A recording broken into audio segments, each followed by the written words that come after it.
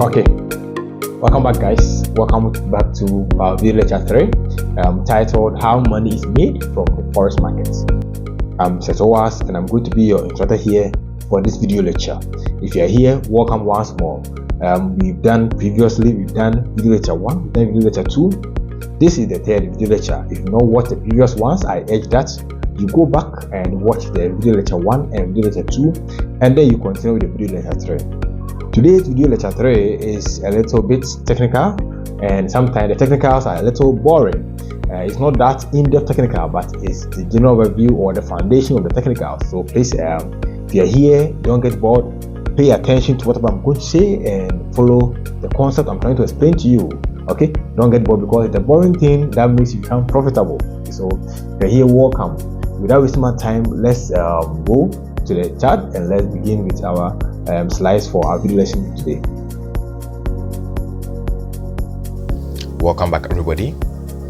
Last week we looked at so many things in the video lecture 2. This video lecture 3, the structure of the forex market.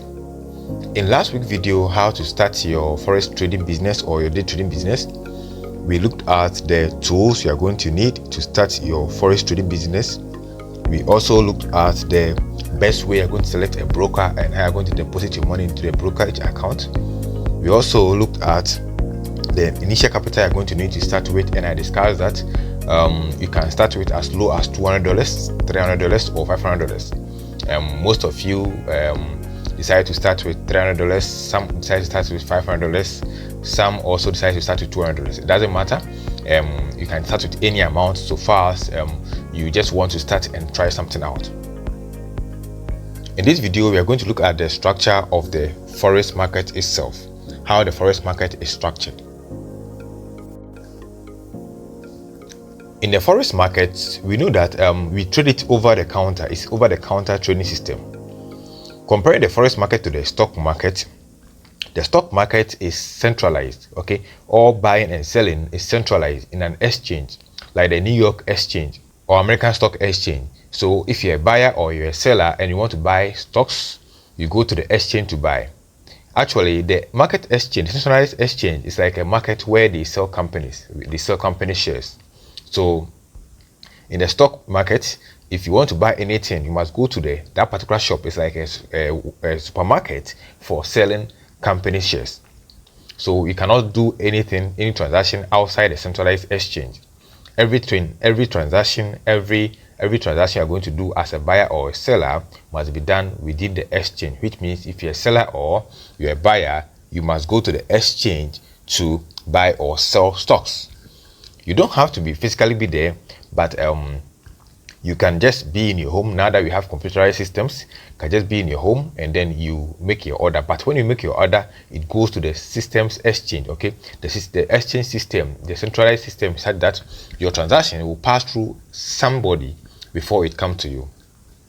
But in the forex market, we trade as over the counter. It's over the counter market, which means that everything is done independently without any centralized system. So when we say over the counter market, what does it mean? It means that anybody can just buy and sell forex, any forex, okay? Forex, any forex pair, without going to an exchange. You can just be a broker and then you'll be offering forex pairs and people can be traded, okay? People can come and trade in your brokerage firm without going to any exchange. Let me give an example. Let's say a pharmacy, okay? Pharmacy and hospital. We know that some pharmacies are under what? Over the counter. Over the counter means you just go there, you buy any drug you want to buy, right? And then you come back home. Maybe if you have slight pain or slight headache, just go to the over the counter medicine store and you just buy. But comparing to hospital, where you go to hospital, where you have to pass through a process, right? The doctor has to listen to you, diagnose you, and listen to whatever is wrong with you.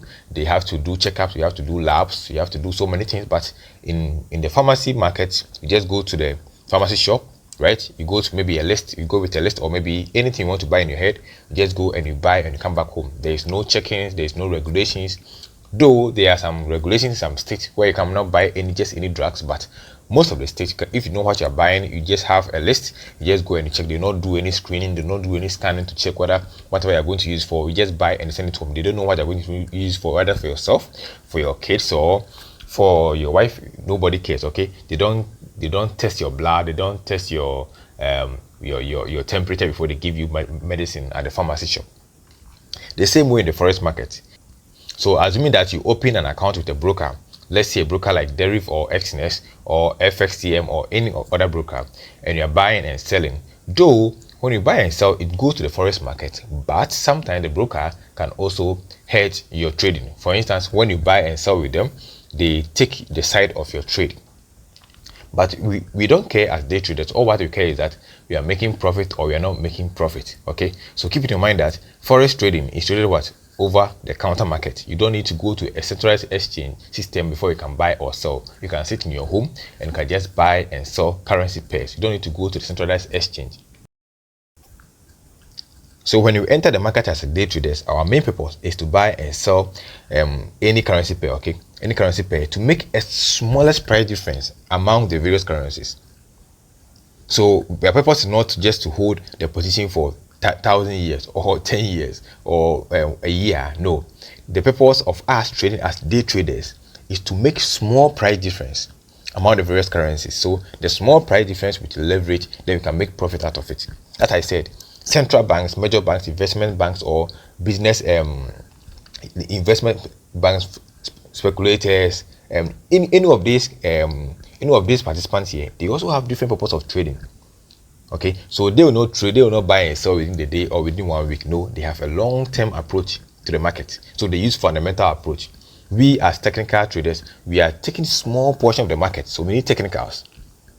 We need more technicals than fundamentals. We need about 90% technicals and we need about 10% fundamentals, or even 95% of net technicals and only 10% of fundamental, because we are not trading in the long run. In the long run, it is fundamentals that move the market. Fundamentals like GDP, inflation rate, okay, inflation rate, unemployment rate, all these ones move the market in the long run. But in the short run, what moves the market is emotions of people, or emotions of how the transaction is made. So our job as technical traders is to study some specific patterns in the market, and then we exploit these repeatable patterns, and then we make a small price difference out of it. And this small price difference with leverage, we can make a huge profit out of the market.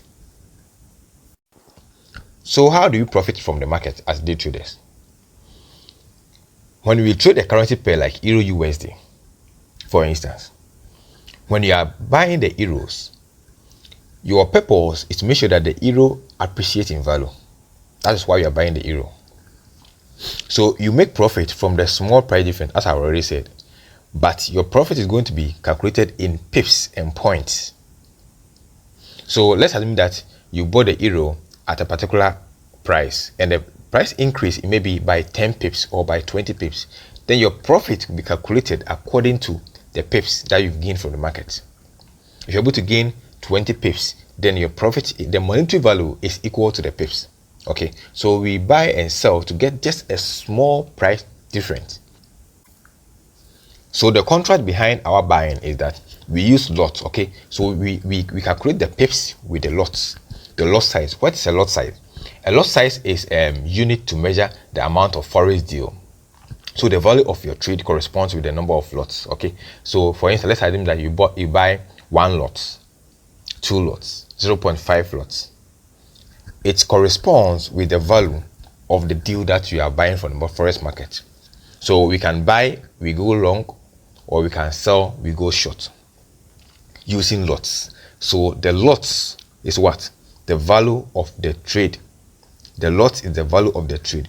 These things are more technical. Just listen to them. We are going to go deep in depth in the subsequent videos. Okay, but right now just listen to them. Know that they exist something called a lot.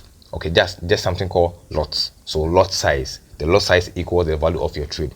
Forget about how to calculate it, because we are going to go more in depth. Okay, don't confuse yourself. We are just learning the concepts. After that, we are going to go deep in depth into the concept. So now know that lots what exists, something called lots, and that's the amount of forex deal you are going to buy as a day trader. That's lots. So now, how do you buy and how do you sell? So let's look at something we call market orders. In forex, there are so many ways you can buy and sell. One, the first way you can buy and sell is using market execution. This is the first market order which is an order to buy and sell a forex pair at the best available price at the particular moment, which means that when you enter a trade, when you hit buy or sell at that particular price is what you're going to get. You're going to buy it at that particular the same price you saw.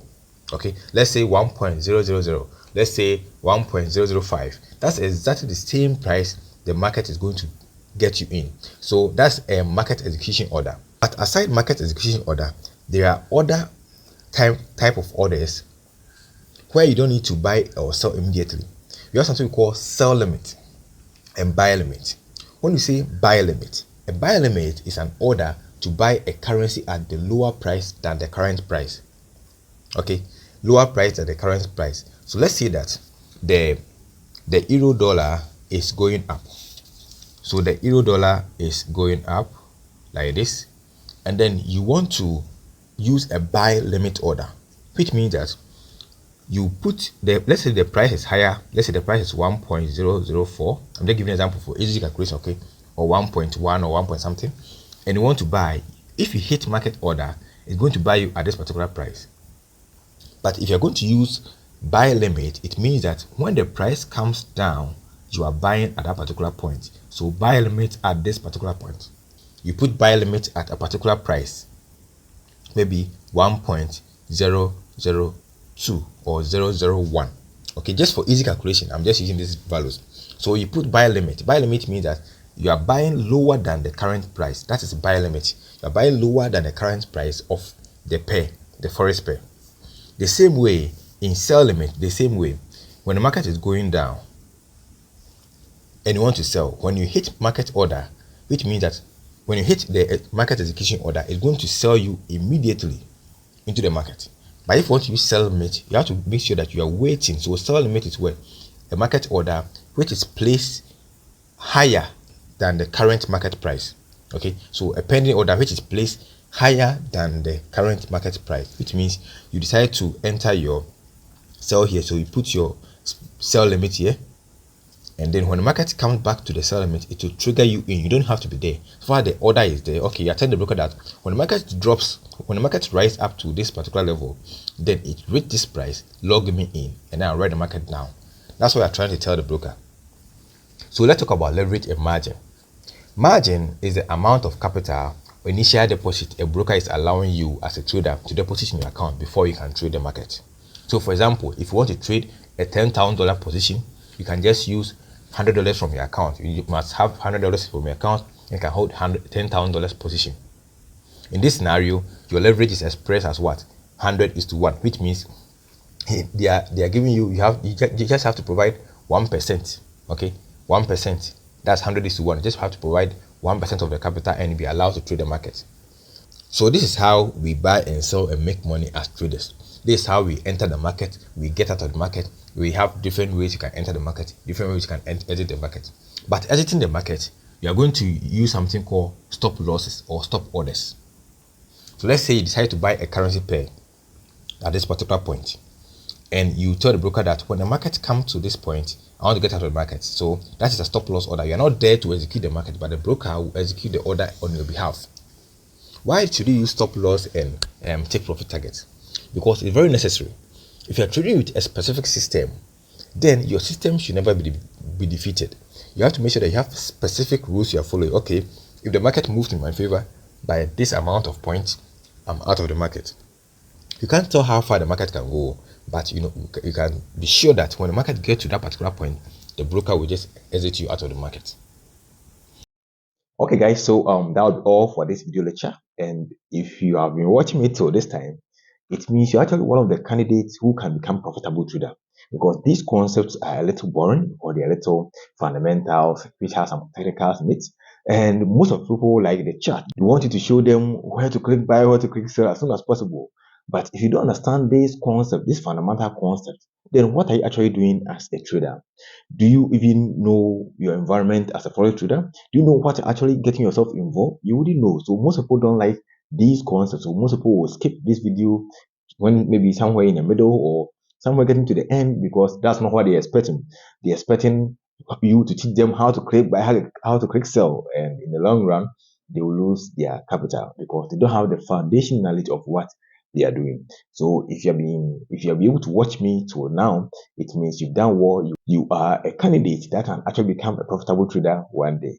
So that will be all for this video lessons, and I hope that you replay it again and take some notes and grasp the whole foundation concept. Until then, take care of yourself and see you next time. Bye.